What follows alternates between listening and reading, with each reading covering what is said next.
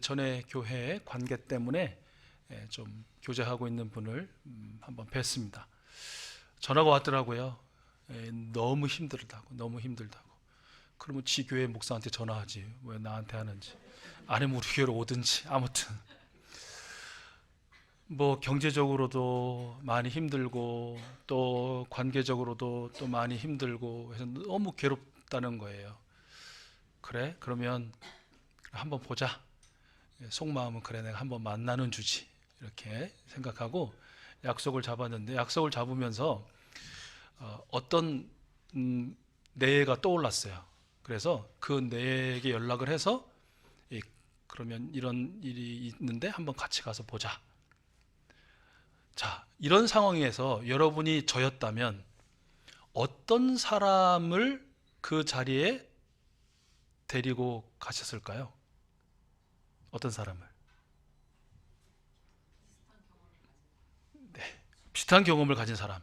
대답 너무 좋습니다. 훌륭합니다. 저는 아무도 대답 안 할 거라고 생각하고 지금 다음 문장 들어가려고 그랬는데 아주 좋습니다.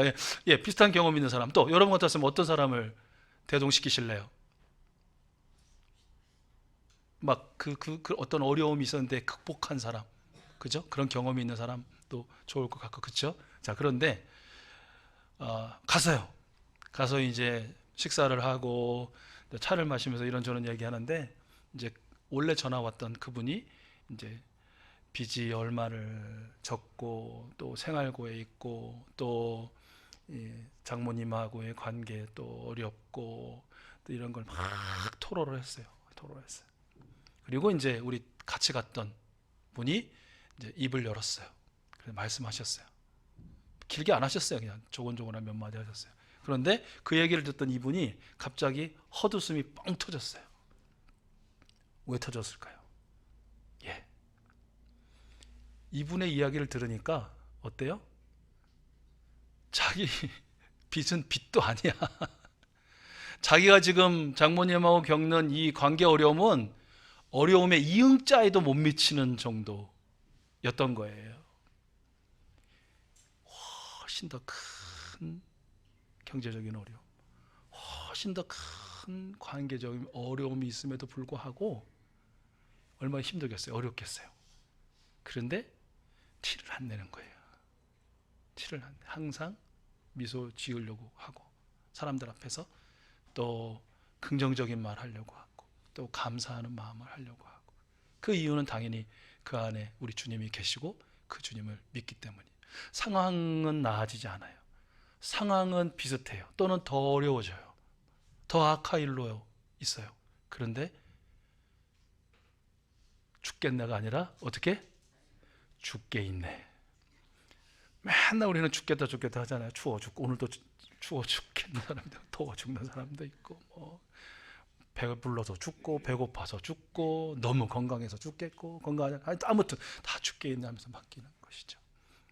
이제 제가 이제 하여튼 잘 위로가 됐나 봐요. 나름대로 위로가 돼서 그러면 더 이제 기도하고 열심히 노력하고, 내가 이게 너무 그 고난을 너무 크게 보고, 내가 현 상황을 너무 크게 보고, 더 크신 주님, 그 모든 것들을 잠재우시고 치유하시고 새롭게 하실 주님에 대해서 내가 좀 둔감했은 것 같습니다라고 회개하고 이제 돌아가서 다음에 만날 때 그러면 보고를 하라고 그랬어요. 그 후에 어떻게 했는지, 그 후에 어떻게 주님을 대했고, 그 문제를 어떻게 대했고, 그 사람을 어떻게 대했고, 어떠한 변화가 있는지 기대가 됩니다. 벌써부터. 여러분, 우리는 누구나 다 고난을 겪습니다. 크든 작든, 오래되었든 오래되지 않든. 그 고난이라는 것이 먼저는 사실은 우리 죄 때문에 오거든요. 그렇지 않아요? 그냥 가만히 하나님 편에 서서 하나님과 함께 하나님의 말씀대로 살았으면 당하지 않을 고난을, 그냥 귀 막고 눈 감고 주님 모르시겠지 안 보시겠지 하고 욕심 부리고 교만을 떨고 막 그 잘난 맛에 살다가 고난을 당할 수가 많거든요. 적당히 하면 좋을 걸 꼭 오버를 해가지고 고난을 당하기도 하지 않습니까? 그런데 꼭 나의 죄 때문이 아님에도 불구하고 고난을 당할 수도 있습니다. 그렇지 않습니까? 암만 생각해봐도 이유를 모르겠어요. 이유를. 여러분 그런 경우 있으실 것입니다. 그런 고난도 있고요. 또 어떤 그런 이런 사회적인 구조적인 악에서 오는 또 사탄 마귀가 우리를 괴롭히게 하는, 주님의 사람으로 살려는 우리를 자꾸 방해하고 괴롭히고 힘들게 해서 주님을 떠나게 하는 그런 이유 때문에 오는 고난도 있어요. 그 고난 있는 것이 어떤 육체적인 질병으로도 오고, 어떤 경제적인 재정적인 어려움으로도 오고, 어떤 사람과의 정말 원수같이 보이는, 서로 원수같이 여기는 그런 늘 분쟁이 있고 싸움이 있는 관계적으로 오는 고난도 있을 수가 있습니다.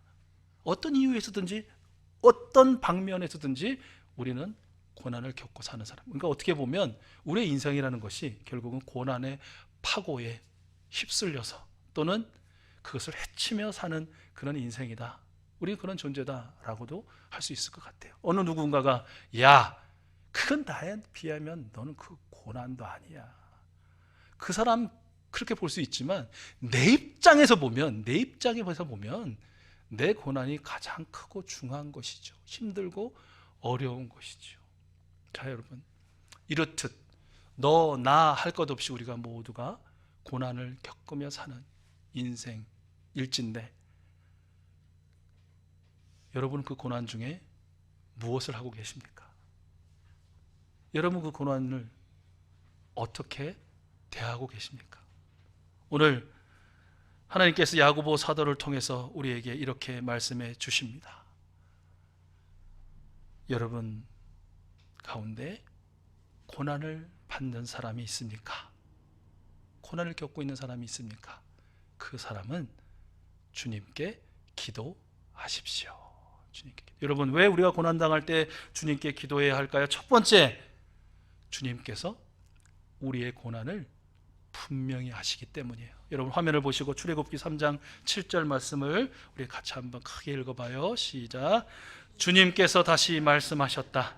나는 이집트에 있는 나의 백성이 고통받는 것을 똑똑히 보았고 또 억압 때문에 괴로워서 부르짖는 소리를 들었다.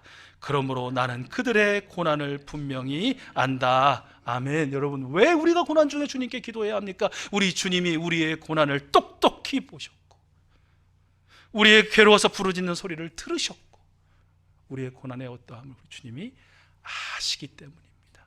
여러분, 아는 사람에게 구해야 되는 거 아니에요? 아무것도 모르는 사람에게 뭘 구해요? 우리의 열부터 백, 천만 그 세세한 것까지 다 아시는 우리 주님께 우리가 구해야 하는 것이죠. 여러분, 또 우리가 왜 주님께 우리 고난 중에 기도해야 됩니까? 주님께서는 우리를 돕는 이가 아무도 없다는 것을 아시기 때문이에요. 열왕기하 14장 26절 말씀이에요.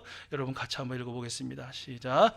주님께서는 이스라엘의 고난이 너무 심하여 매인 사람이나 자유로운 사람이라 할 것 없이 한 사람도 남아있지 않아 이스라엘을 돕는 사람이라고는 아무도 없는 것을 보았다. 아멘. 여러분, 누가 도울 수 있을 것 같죠?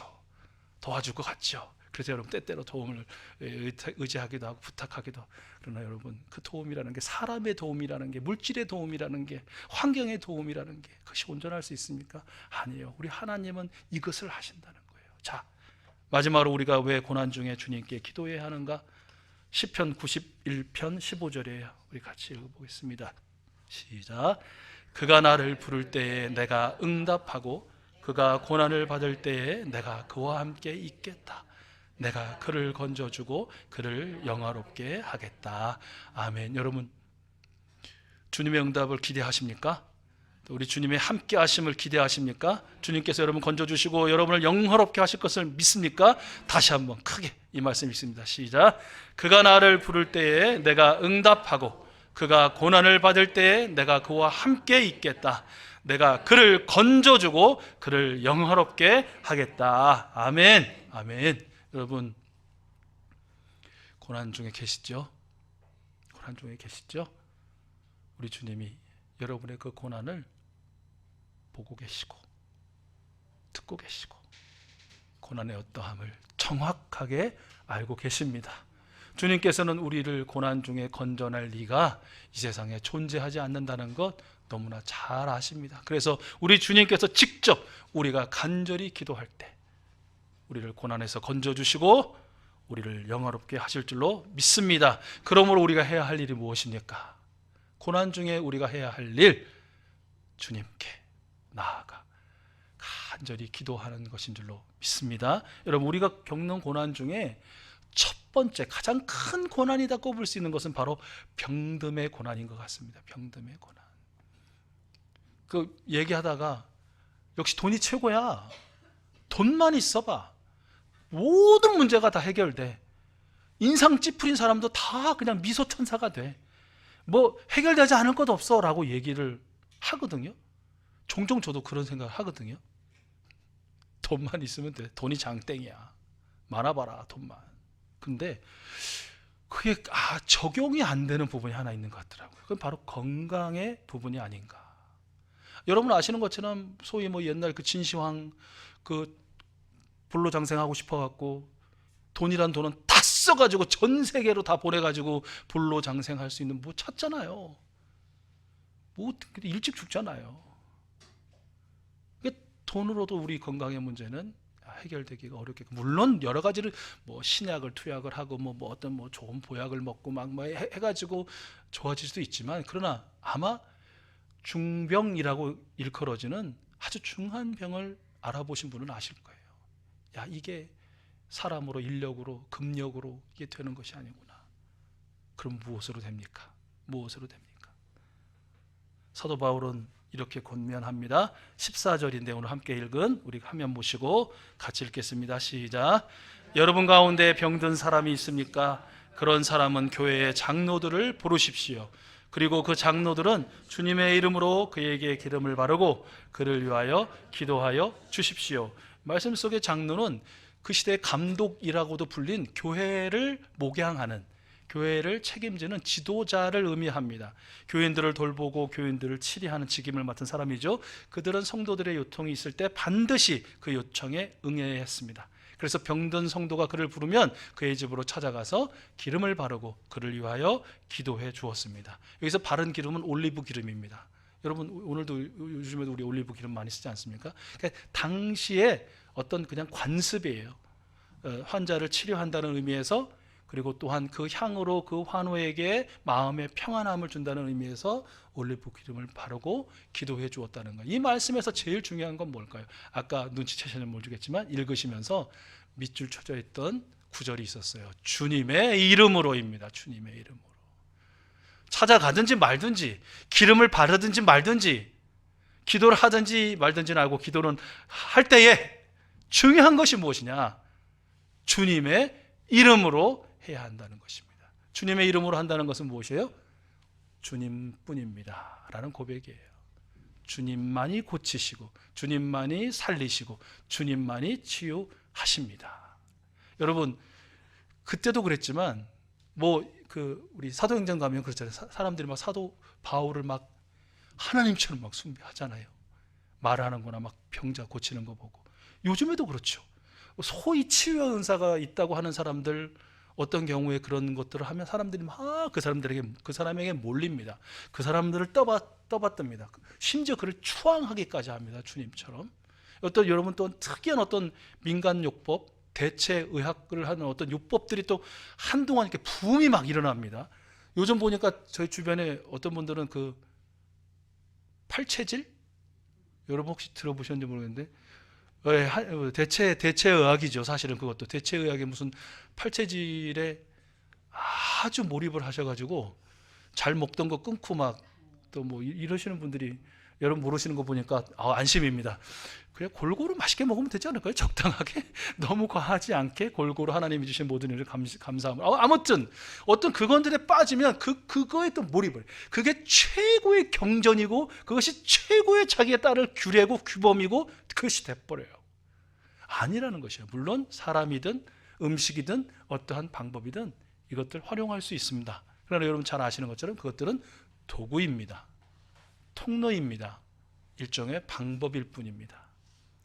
우리의 모든 질병을 고치시는 분은 우리를 지으신 하나님인 줄로 믿습니다. 우리를 구원하신 하나님이신 줄로 믿습니다. 지금도 우리 속에 들어와 함께 사시는 임마누엘, 우리 주님이신 줄로 믿습니다. 그래서 장로들은 함께 가서 간절히 주님의 이름으로 기도했다라는 것이죠.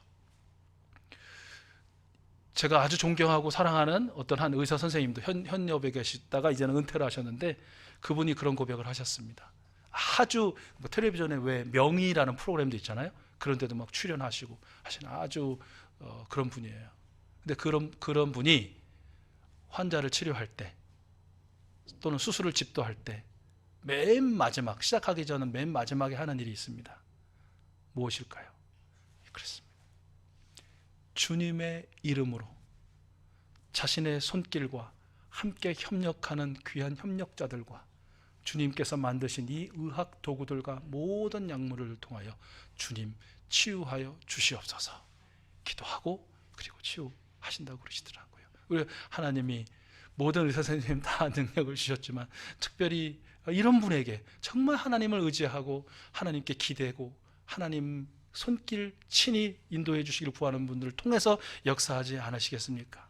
여러분, 오늘 설교 제목을 병든 사람을 낫게 하는 기도라고 했는데요. 자, 그러면 어떤 기도가 병든 사람을 낫게 하느냐? 어떤 기도는 왜 병든 사람을 못 낫게 하느냐? 그런 의미일 수도 있을 것 같아요. 자, 결론적으로 병든 사람을 낫게 하는 기도는 믿음으로 간절히 드리는 기도입니다. 어떤 기도가 병을 낫게 합니까? 믿음으로 간절히 드리는 기도.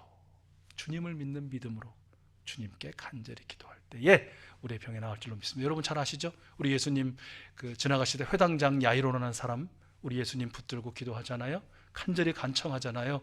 주님, 제 딸이 이제 죽게 되었사오니 불쌍히 여겨주시고 고쳐주시옵소서, 고쳐주시옵소서. 저희가 이제 뭐 텍스트라든지 이제 제가 이렇게 텍스트를 구현하니까 이렇지, 여러분 한번 여러분의 자식이, 여러분의 손주가 지금 죽을 병에 들었다고 생각해 보십시오. 그래서 의지할 분이 오직 우리 주 예수님밖에 없다고 생각해 보십시오. 여러분 어떻게 기도하실래요? 어떻게 간구하실래요? 바로 그것입니다. 그렇게 기도할 때에 우리 예수님 어떻게 하셨습니까? 어떤 연유로 조금 늦으셔서 그 아이가 사망 선고를 받았으나 그 12살 된, 이제 막 12살 된 그 꽃다운 소녀를 붙들으시고 우리 주님 외치지 않으셨습니까? 달리다 굼! 소녀야 일어나라!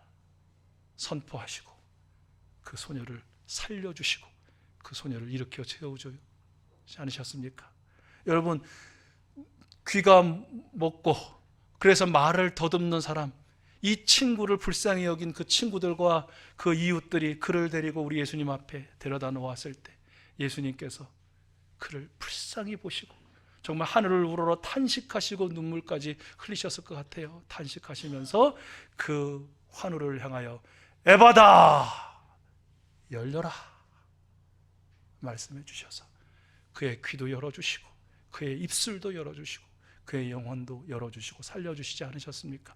우리 잘 기억하시죠? 아까 야이로의 딸 회장당이 막 기도하고 그 가는 길에 길 중에 어떤 일이 있었습니까? 12해 동안이나 혈루증을 앓으면서 재산도 잃고 건강도 잃고 사람도 잃고 다 잃어버렸던 이 여인, 내가 그저 저 주님의 옷자락에 손만 대어도 내가 나을 줄 믿습니다 라고 믿음을 가지고 우리 주님의 옷자락에 손을 대었을 때 여러분 어떤 일이 있었습니까? 그 혈루증이 완전하고 깨끗하게 낫지 않았습니까? 우리 예수님께 칭찬받지 않았습니까? 여자여, 너의 믿은 대로 될지어다. 너의 죄가 용서받을지어다.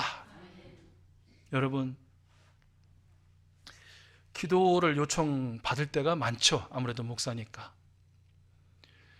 특별히 그 환우들의 기도 부탁을 받을 때 저는 너무 부담스러워했고요. 주님을 많이 원망했습니다. 언젠가도 한번 말씀드렸지만 왜 주님 저에게는 치유의 은사를 안 주셨습니까? 좀 제발 저도 손만 탁 얹으면 그냥 열도 내리고 기침도 먹고 좀 어디 막힌 거 좀 뻥뻥 뚫리고 좀 꺾인 것도 바로 탁탁 맞고 좀 디스크 맨날 디스크 갖고 막 이러시는데 그냥 탁 허리에 손만 대면 그냥 디스크 착착착착 펴져가지고 좀 진짜 이런 원망이요. 근데 언젠가 생각해 보니까 왜 주님 저에게 치유의 은사를 안 주셨습니까? 원망은 그냥 만방에 이런 거를 떠벌리는 꼴이더라고요. 어떤 꼴이냐면 주님, 저는 주님을 안 믿습니다. 주님, 저는 주님을 신뢰하지 않습니다. 저는 믿음이 없는 바보예요. 막 이러고 떠드는 꼴이다. 얼마나 그것을 깨달았을 때 부끄러웠는지 모릅니다. 한없이 죄송스럽고 부끄러웠습니다. 여러분, 목사인데 기도 요청을 받았는데 기도할 때 주님 왜 저에게는 치유의 은사를 안 주셨습니까? 주님 원망스럽습니다. 이런 마음으로 맨날 고쳐주시옵소서, 뭐 살려주실 줄로 믿습니다, 회복시켜 주실, 그 기도에 무슨 능력이 있겠습니까? 내가 기도 부탁했던 것도 목사님이 저런 마음으로 기도했던 거 아니야? 이 상황은 우리 익수수 교회에 오기 전의 상황이에요. 자, 깨달은 바, 그렇게 깨달으면서 나 이거 주님을 원망하면서 내 불신앙을 떠벌리는 게 문제가 아니구나. 주님을 믿자. 나의 주님을 믿자. 우리의 주님을 의지하자. 나는 아무것도 아니에요. 아무것도 아니에요. 그저 주님께 기도해달라는 그런 부탁을 받은 사람이에요. 그냥 그대로 부탁받은 그대로만 주님께 흘려보내면 되는, 그야말로 그냥 통로에 불과한 그런 존재임을 확신하게 됐죠. 그래서 그 후로 기도할 때는 주님 치유의 은사 주시옵소서 이런 거 하지 않습니다. 왜요? 치유자 주님이 치유하실 거니까. 저는 그 대신 이제 마음에 그런 마음을 갖습니다. 저에게 이런 믿음을 주신 주님, 우리 사랑하는 귀한 분에게도 그 믿음 주시옵소서. 저에 대한 믿음, 특별한 은사를 받았다는 사람에 대한 믿음, 어떤 특별한 약품과 약물과 음식과 요법에 대한 믿음이 아니고 우리 구주 예수 그리스도 치유의 능력을 믿게 하여 주시옵소서. 또 기도하는 거 있습니다. 치유를 위해서 기도하면서 주님, 병에 매이는 인생 아니라 병을 다스리는 인생이 되게 하여 주시옵소서 기도합니다. 병에 지는 인생이 아니라 이 병도 이기고 승리하는 인생 되게 하여 주시옵소서. 저는 치유란 승리라고 확신하기 때문에 그렇습니다.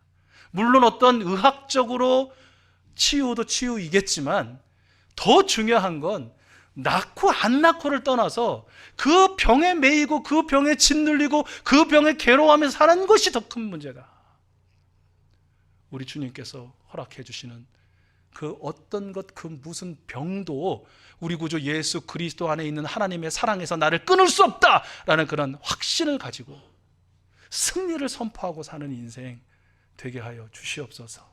그래서 병이 나아도 할렐루야, 혹시 병이 낫지 않아도 병 때문에 괴로워하는 것이 아니라 승리케 하신 주님을 향하여 할렐루야 할 수 있는 우리 환우들, 우리 익수수 가족들 되기를 기도하고 지금도 기도하고 있고 앞으로도 기도할 것입니다. 여러분, 고난 중에 계십니까? 그 고난이 어떤 고난이십니까? 주님의 이름으로 간절히 기도하십시오. 특별히 기대하십시오. 기대. 어떻게 보면 기대한 대로 이루시는 줄로 믿습니다. 왜 우리는 기도하면서 기대하지 않죠? 왜 우리는 기도하면서 바라지 않죠? 왜 우리는 기도하면서 응답을 확신하지 못하죠? 왜 우리는 기도하면서도 왜 결과에 대해서 흔들리시는 겁니까? 도대체 누구를 믿고 누구에게 기도하고 누구한테 얼마나 기도를 하길래 우리는 그렇습니까? 오늘 야고보 사도를 통해서 다시 한번 우리 주님 말씀해 주셨으니 여러분, 어떠한 고난이든 우리 주님의 이름으로 간절히 기도하실 수 있기를 바라고, 또 장로님들만 청하는 것이 아니라 우리 권사님들, 우리 집사님들, 우리 사랑하는 청년들, 우리 성도들, 심지어 우리 함께하는 우리 경연이에게도 기도 부탁을 하고 서로 병을 낫기를, 고난에서 승리하기를 기도하실 때 여기저기서 승리의 찬가, 승리의 보고 소리가 하늘 높이 울려 퍼질 줄로 믿습니다.